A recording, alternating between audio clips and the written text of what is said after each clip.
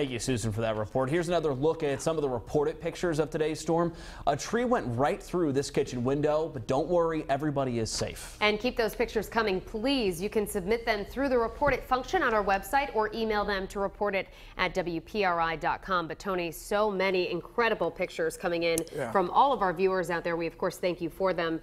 The damage just really intense from what you were saying was a downburst, correct? Yeah, not tornado damage, but what we call a microburst. I'll show a graphic in just a second. But I'll tell you, in the 30 years that I've been here, at some of the most intense thunderstorm wind damage I've seen in a long, long time. Yeah, that's saying a lot, too. Yeah, I mean, really roaring through here at around 6:30 this morning. Check out Doppler radar. Now, we've been talking about, the potential for round 2 of severe weather, and that actually occurred today.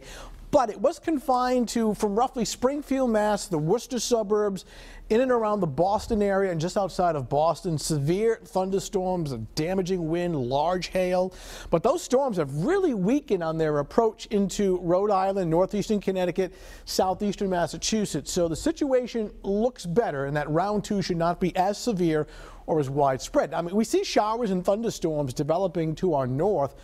But again, they're not as strong, and the aerial coverage, nothing like what came through this morning. So over the next 2-3 hours, still keep that chance there of an isolated strong thunderstorm, but at this point the chances are certainly much smaller. But boy, what a situation early this morning with these peak wind gusts from these thunderstorms up to hurricane force. Charlestown, 83-mile-per-hour gusts.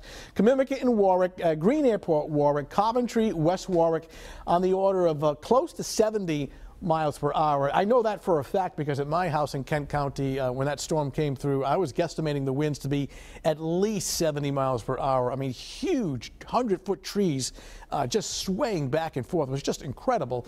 Falmouth, the Acushnet, had winds between roughly 50 and 63 miles per hour in some of these damaging gusts. You can see huge trees coming down. Of course, you can go to our photo gallery at WPRI.com. Not a tornado, but a microburst. Just this rush of air coming out of the bottom of the thunderstorm cloud. When it hits the ground, it spreads out in all directions, and this was a very chaotic scene in many locations this morning with these strong winds. Can reach speeds anywhere from 50 to even 100 miles per hour. Can certainly mimic tornado damage, and that was pretty much the situation earlier this morning. Now, from now through about 9 o'clock in the evening, we'll keep the threat tracker in the high category, even though the chances are certainly lower than what we had earlier this morning. Then overnight tonight into Wednesday, we get back into tranquil conditions.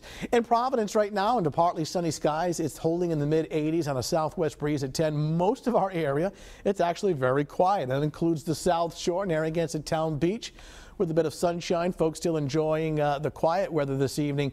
Temps in the mid-80s in Providence, but other locations now upper 70s to lower 80s. Will cool through the 70s overnight. Lightning tracker has really diminished as well. Another indication of storms that have weakened.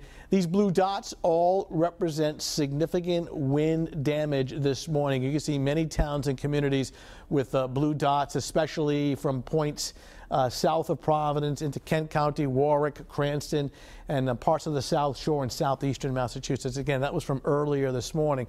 Now, I'm tracking a cold front, the leading edge of drier air. So until that front sweeps through, still the chance of at least an isolated shower or thunderstorm this evening, though the chances of severe certainly diminishing, but would not rule out an isolated strong one next couple of hours. But again, those chances are fairly low. And by tomorrow morning, we're back on track with dry weather.